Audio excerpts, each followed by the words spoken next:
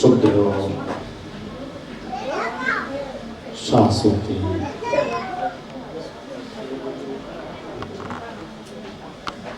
ফিরমায়া doctor बाबा जहांगीर बाल मनाल सुरेश्वरी केबलाए काबा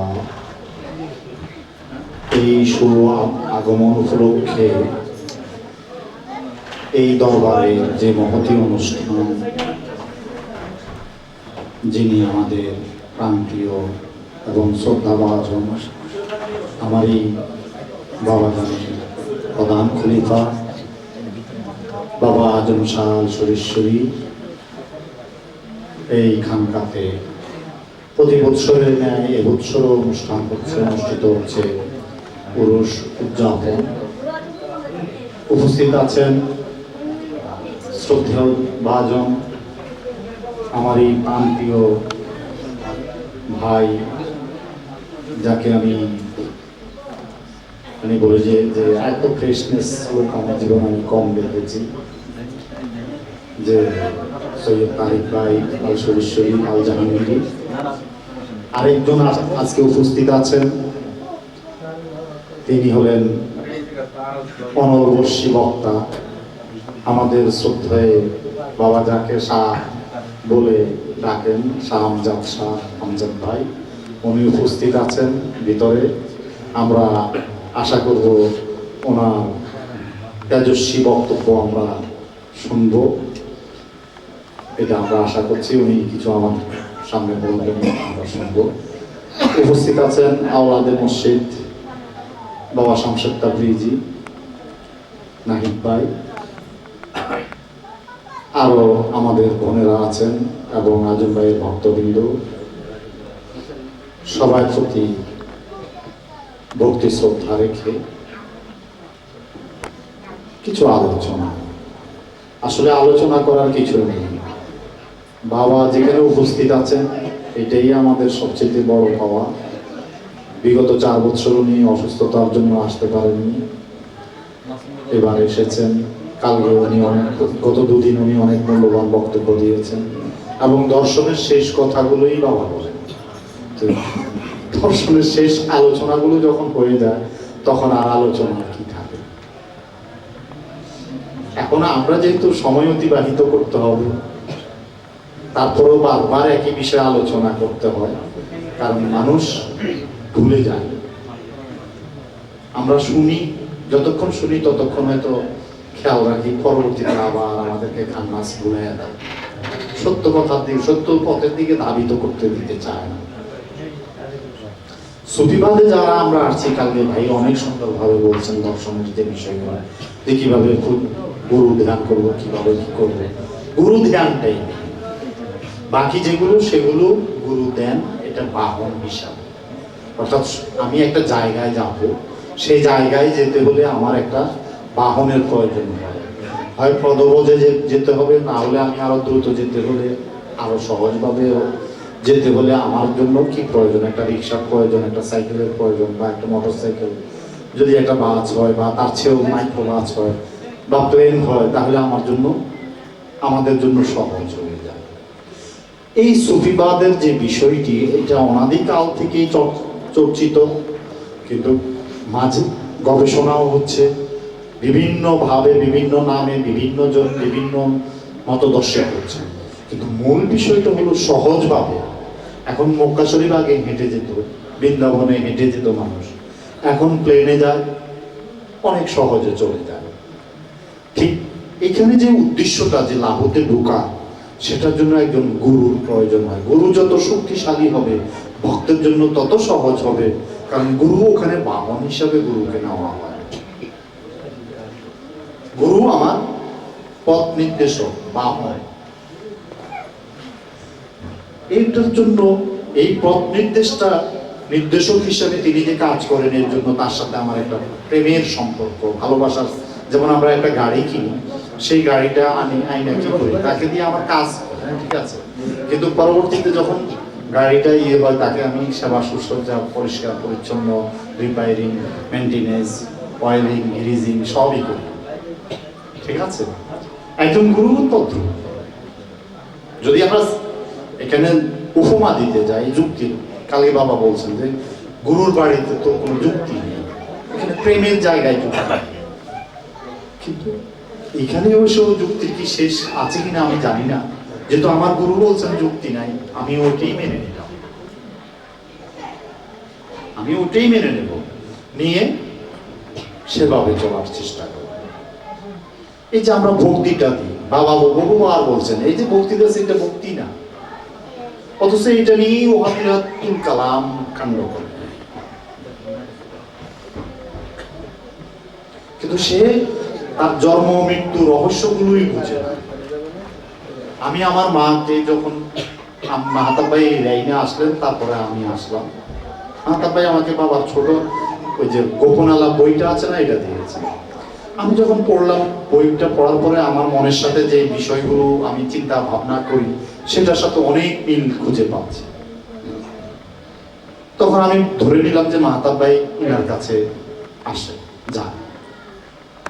তো মাহাতাব ভাই যখন মুরিদ হলেন, উনি আলেম ছিলেন, বহু উচ্চ শিক্ষকতা করেছেন, ইমামতি করেছেন, অনেক কিছু কাজ করেছেন, সবাই ওনাকে শ্রদ্ধার চোখে দেখতো, বাংলা বাজারেও উনি অনেক শ্রদ্ধা পেতেন, কিন্তু আমার নিজের চোখে দেখেন, সবাই ওনাকে গুরু ডাকতেন, গুরু বলে সম্বোধন করতেন যেখানে।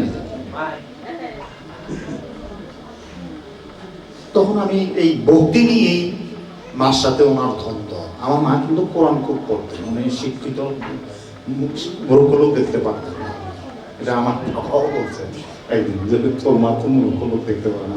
আমার বাবা উনি চর্চা করতেন, তো ওনাকে আমার বুঝাতে হয়েছে।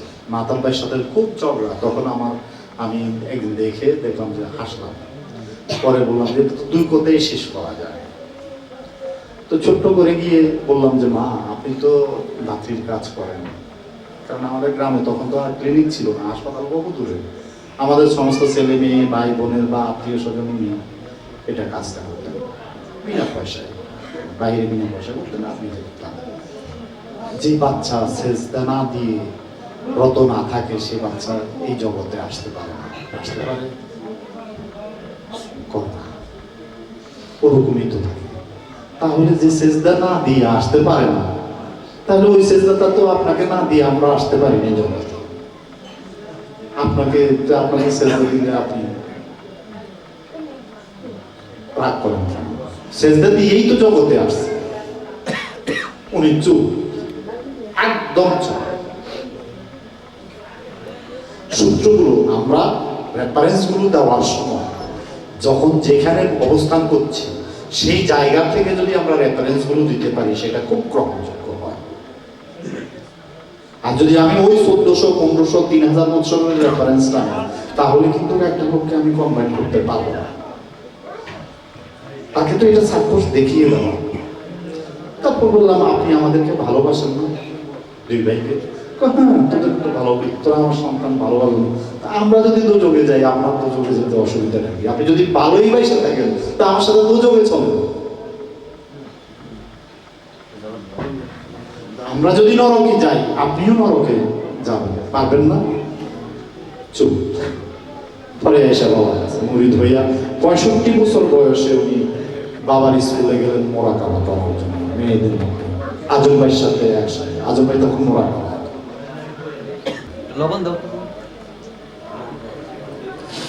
আমাদের এই বিশ্ব ব্রহ্মাণ্ডে প্রতিটি জায়গাতেই আমাদের রেফারেন্সের জায়গাগুলো আছে।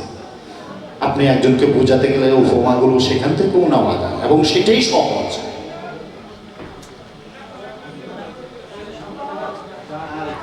কোরআন সুন্দরভাবে বলছে, নির্দিষ্ট কোনো টাইম দেয়নি যে তোমাকে সকাল 12টার সময় করতে হবে, দুপুর 3টার সময় করতে হবে, বিকাল 3টার সময় করতে হবে, বা দুপুর 12টার সময় করতে হবে, সকাল ভোর 5টার সময়। এরকম কোনো নির্দেশনা নাই ইবাদতের জন্য। একটা টাইম দেওয়া আছে, সাড়ের টাইম। ওয়াকিমুস সালাতা তারফাইন নাহারে ওয়াজুলফাম মিনাল লাইলি ইন্নাল হাসানাতি ইউযহিবান্না সাইয়্যাত যালিকা যিকরা লিল-যাকিরিন। তোমরা সালাত প্রতিষ্ঠা করো, যোগাযোগ সংযোগ প্রতিষ্ঠা করো। কার সাথে? গুরুর সাথে, দিবসের অবিরাম। এই 3টা টাইম। এটা ওই সকালে ফজরের সময়, মানে সূর্যোদয় হলে বা ভোর 5টার সময় করতে হবে, বা দুপুর 12টার সময় করতে হবে, বা রাত্রে 12টার সময় করতে হবে, এমন কোনো নির্দিষ্ট টাইম নাই। বিষয়টা একটা বিশাল সময়, একটা কাল নির্ধারণ করা হয়েছে, সেই কালের ভিতরে আমাকে করতে হবে। এবং কোরআন একদম সহজভাবে বলে দিয়েছে। এখানে আপনারা সবাই মনে আছেন, এর জন্য আমাদের এটা আলোচনা করতে সমস্যা। আলিফ লাম মিম, আলিফ লামের অনুসারী হও, অনুগামী হও। বাবা একবারে এটা ভেঙে দিয়েছে যে আলিফ লাম বাবা, লাম হলো মা, মিম হলো মা, এবং বলছে হুদাল লিল মুত্তাকিন। আলিফ লাম মিম যালিকাল কিতাবু লা রাইবা ফীহি হুদাল লিল মুত্তাকিন, ওইটি কিতাব যা তোমাদের জন্য, জ্ঞানীদের জন্য, গবেষকদের জন্য, মুত্তাকিদের জন্য পথ প্রদর্শক। এখানে ইমানদার বলে নাই, মুসলমান বলে নাই, আমানু বলে নাই, রাসূল বলে নাই, নবী বলে নাই, খান্নাস বলে নাই, ইবলিস বলে নাই, মরদুদ বলে নাই। একটা মাত্র পদ বা পজিশন, সেটা কি? মুত্তাকি, এদের জন্য পথ প্রদর্শক। কোরআন আরবিতে, তাও এটা মিশরীয় আরবি, লিখছে সদ্রকাতে, সেটাও আমরা পাই না। সে পরবর্তীতে এটা যে ওসমানের সময় যেটা সংগ্রহ করা হয়েছে সেটা আমরা পাই। তো সদ্রকাতে লিখলে তো এটার ভিতরে ভুলভ্রান্তি ঢুকবেই। মানে সূক্ষ্ম যে সূত্রগুলো, সূত্র থাকে অল্প কথায়। এখানে এই যে আলিফ লাম মিম, অল্প কথায় সূত্র, 3টা অক্ষর সংক্ষেপ। কিন্তু যখন এটা রূপকতার আশ্রয় নেওয়া হয়, তখন এর ভিতরে ওই ভুলভ্রান্তি 99% থাকে রূপক কথা, আর 1% থাকে সত্য কথা। তখন মানুষ, সাধারণ মানুষ তো এটা বুঝতে পারে না। এর জন্য আমরা ওই আগে যারা গবেষণা করেছে তাদের দোষ দিই, এখন যারা গবেষণা করছে তাদের দোষ দিই। আসলে দোষ না, ওনার অবস্থানে তিনি বুঝাতে গিয়ে তখন এই রূপকতার আশ্রয় ওনাকে নিতে হয়েছে। এটা আমরা খাজা বাবাকেও দেখি, সদরুদ্দিন আহমেদ চিশতিকেও দেখি এই যুগে। তিনি অনেকে ওনাকে শিয়া বলেন, আসলে উনি শিয়া না কিনা আমি জানি না, কারণ শিয়ার প্রশ্নই আসে না, কারণ উনি সারা জীবন তো সুফিবাদের কাটাইছেন। এটা আমার দৃষ্টিভঙ্গি, এবং ওনার যেটুকু কথা সামনাসামনি পেয়েছি তাতেও বোঝা যায় যে ওনার ওই ধরনের, হয়তো শিয়াদের সাথে উনি কাটিয়েছেন। আমার বাবারাও এখন শিয়ার হয়, সুরেশ্বরের লোকেরা। মানে মহানবীর আওলাদের রাসূলদেরকে ভালোবাসতে গেলে আমিও শিয়া হয়ে যাব। খাজা বাবাও শিয়ার, ওই যে শাহ হাসতে হুসাইন গুরুর নামটা কিন্তু দেননি। আর আমরা গুরুবাদীরা খাজা বাবার সমালোচনা করার ক্ষমতা বা সমালোচনা, কিন্তু এটা আলোচনার জন্য যে উনিও তখন একটু রূপকতার আশ্রয় নিয়েছেন, গুরুর নামটা ব্যবহার করেন। এই সাহস ওনার ছিল না তখন। আর এই সাহস যদি উনি করতেন, উনি যদি ওই কৌশলটা না নিতেন, তাহলে ওনার পক্ষে ভারতবর্ষে ধর্ম প্রচার করা আদৌ কি সম্ভব হতো কিনা, এটা জ্ঞানীরাই ভালো বুঝেন না, আমি বুঝবো না। আমি মূর্খ মানুষ, আমি খাজা বাবা এটা নিয়ে আমি ঘাটতে চাই।